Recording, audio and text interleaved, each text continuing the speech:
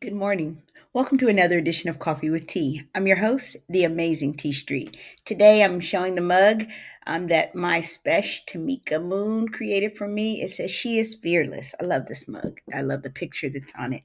Um, this morning's topic, don't skip the process of loving others well when it's hard. It's easy when things are flowing and it's good. It's easy to love people in the good spaces and the good times. It's easy to feel the love and coming through. It's really hard to love people when it's hard. And sometimes we don't give ourselves enough grace to say, it's hard. We say, oh, I love you, I love you, I love you. My love was tested during COVID when my young son decided one day he came home, he got his grades from school, which were amazing. He left me a note that basically said, I don't want to be stuck in the house this whole time. It's not you, mom, it's me. I just want to be what we today call a YN in the streets. And I got a note. And he left, and I was devastated. I was devastated that my son was opting to be in the streets when it was dangerous because literally kids were getting killed all across my city. It wasn't safe to be a young black male in the streets. And I was bitter. But every day I was praying for him. And one morning on June 21st of 2020, I was praying for my son, and I heard God say to me, you do know that your prayer isn't penetrating the ceiling because you are not praying in earnest because you're so angry at him. And it was that day that God started to deal with my heart. And basically God said to me, and I just want to read to you just a passage from my book, When Love Flows Through Broken Hearts. It says on June 21st, I was going through my daily prayer. And anyway, it says, he told me that my job as Christopher's mother is to love him, nothing else. It is not my job to critique or judge his choices. It is my job to love him through them in the same way that my mom loved me through the myriad of horrific choices I made during adolescence. He told me that my anger prevented me from being a true intercessor for my son, which made him ripe for harvest by the enemy and the streets. God told me that no matter what I saw, heard, or thought, I was to put my trust in him and his ability to cover Christopher. That day, he told me to send Christopher a love card every day. And I did. I sent him a love card every day. Later, he told me that it was the thing that kept him here. So today, I was talking with a mom. Good morning, Anisha. Good morning, Mary. I was talking with a mom who said to me on the plane yesterday, and it was so crazy because I don't usually talk to people on the airplane. But this particular woman sat beside me and she was just grieving. You could just see what was happening. And she was going through what I had gone through with my son. And I gave her a copy of my book, but I shared our story. And I talked about what is the process of loving others well when it's hard. The first step in the process of loving others well when it's hard is to acknowledge that love isn't always easy. It's okay to acknowledge that some people are harder to love. I love both of my sons, but man, my youngest son puts my love to the test on a daily basis. He puts it to the test. And it's okay to just raise your hands and say, it's not always easy to love, but it is always necessary. It's not always easy, but it's necessary. So the first step is simply acknowledging, simply putting it out there. Good morning, Stephanie. That is hard sometimes to love some people, especially to love them well when it's hard.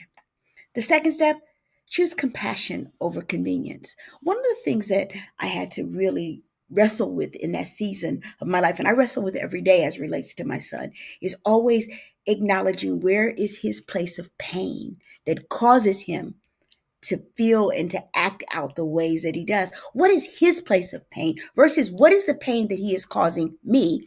What is his place of pain? What is the thing? Good morning, Julie. What is the place that he is in that is causing the place of pain? So ask yourself when you see people acting a certain way and it's hard to love them, try to put yourself in their shoes and say, what is it that makes it so difficult? What's behind the shield that they have up that's making it hard to love? That's the second step. The third step, set boundaries without building walls. It's okay to say, I won't allow you to abuse me, but I will give you access. I will give you access and I will always have grace for you. But there are times when I have to retreat for my own mental health. I've got to put up some walls to take care of me. But it doesn't mean that they're permanent walls. It doesn't mean that you don't have access. It just means that you have access within the boundaries that I set. You can't abuse me. You can't treat me poorly. You can't do those things. I'm still going to love you, but what I won't do is give you access when you're not treating me well. Setting boundaries without building walls is important. Can I tell you, let the process of loving others when it's hard shape you, not break you. Can I tell you, anytime we're battling and struggling to do something, there is a work that is being done in us. Forget the benefit that other people receive when we love them well when it's hard. There's something that is being developed and growing in us to make us better. We think that it's really about the other person when indeed it's something that's happening inside of us that is being matured. It is being grown. It is easy to love people that are easy to love. It's hard to love those people who push every button. It's hard to love the people who don't love themselves, and so they push back on you every piece of love that you give. But can I tell you, it's as much a part of the process of growing you as it is in growing them. Because anytime there's pushback, strength is happening. Anytime we push back on something and something pushes us, our muscle for love gets stronger. Good morning, Tony.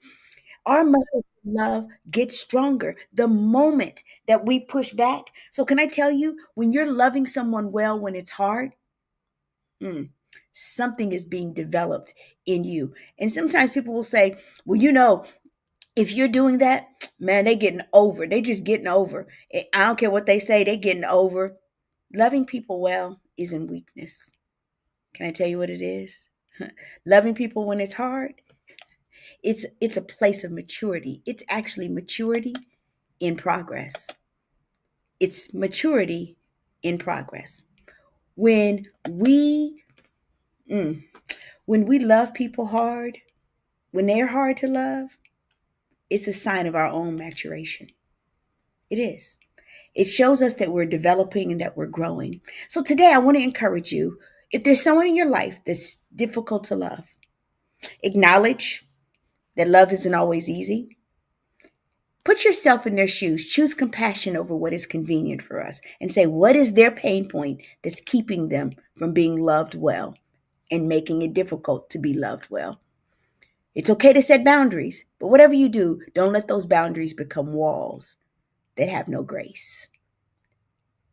Let the process shape you and not break you. Figure out what it is being grown in you. And finally, recognize that when you get there, it's maturity in action. I'm the amazing T Street, but can I tell you, there's absolutely positively nothing amazing in me that's not in each and every one of you. So whatever you do, don't skip the process of loving others well when it's hard. Have an amazing day.